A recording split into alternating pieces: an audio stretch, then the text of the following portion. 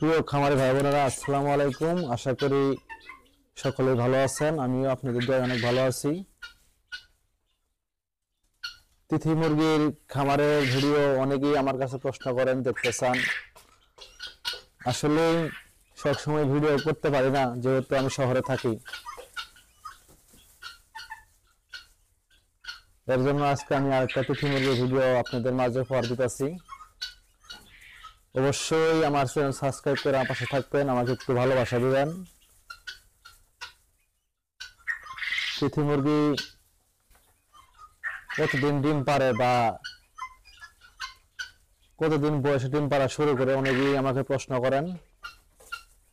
আসলে মূলত তিথি মুরগি 4.5 মাস 5 মাসের ভিতরে ডিম দেওয়া শুরু করে।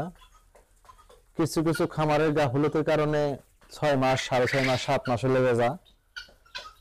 আপনার পরিচর্যা যদি ঠিক মতো করতে পারেন, অবশ্যই 4.5 মাস 4 মাসে ইনশাল্লাহ ডিম পাওয়া শুরু করবেন।